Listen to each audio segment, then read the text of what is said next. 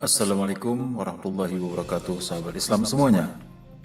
Putra Mahkota Arab Saudi, Muhammad bin Salman, secara mengejutkan memberi pernyataan mendukung pembangunan kamp konsentrasi untuk Muslim Uighur. Dia mengatakan bahwa tindakan Cina itu dapat dibenarkan karena alasan Cina memiliki hak untuk melakukan pekerjaan anti-terorisme dan ekstremisme untuk keamanan nasionalnya. Siapa sebenarnya Muhammad bin Salman?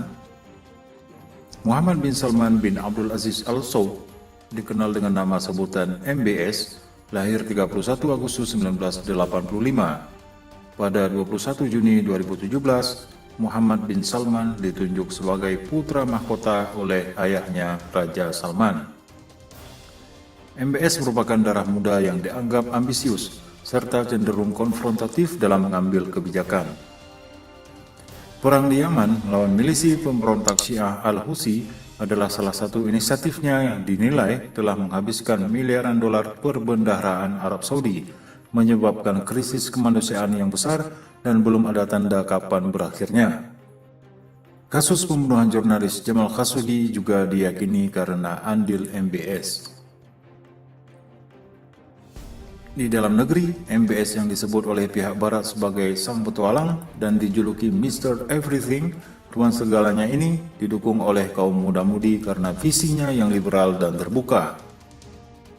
Dialah yang memprakarsai visi 2030 yang bertujuan merubah ekonomi Saudi dari yang terlalu bergantung pada patron pemerintah dan sepenuhnya berbasis karbon atau minyak menjadi lebih berbasis sektor swasta dan pariwisata untuk menciptakan lapangan kerja bagi rakyatnya.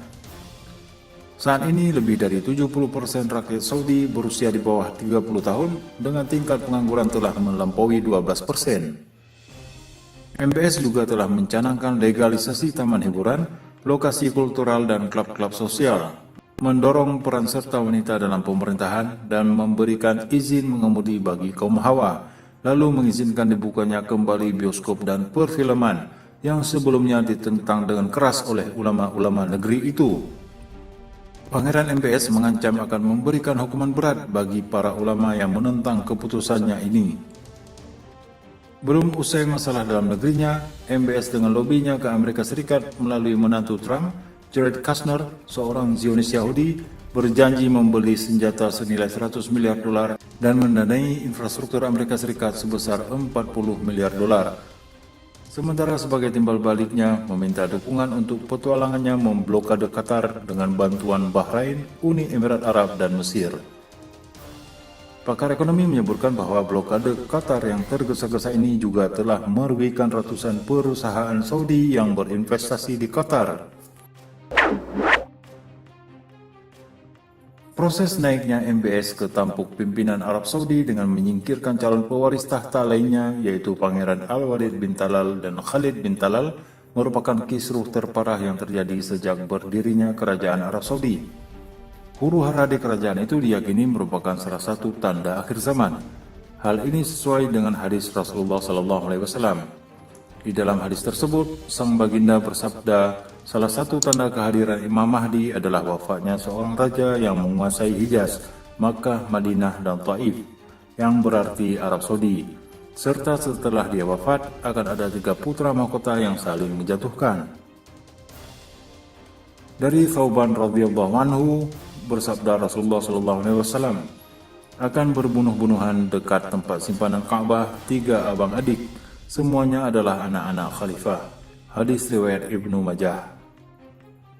Penggalan hadis ini dianggap sebagai salah satu tanda akhir zaman, yaitu apabila Raja Salman wafat, lalu ada 2 putra mahkota yang dihapus haknya menjadi raja, kemudian ada 1 orang pangeran yang diangkat menjadi putra mahkota. Kita tidak tahu entah 3 putra mahkota yang mana yang akan saling berkelahi dan saling menjatuhkan. Tapi kata Nabi SAW, tidak ada satupun di antara mereka yang akan menjadi raja. Karena setelah itu, yang akan memimpin Hijaz adalah langsung sang Imam Mahdi. Wallahu a'lam bishawab.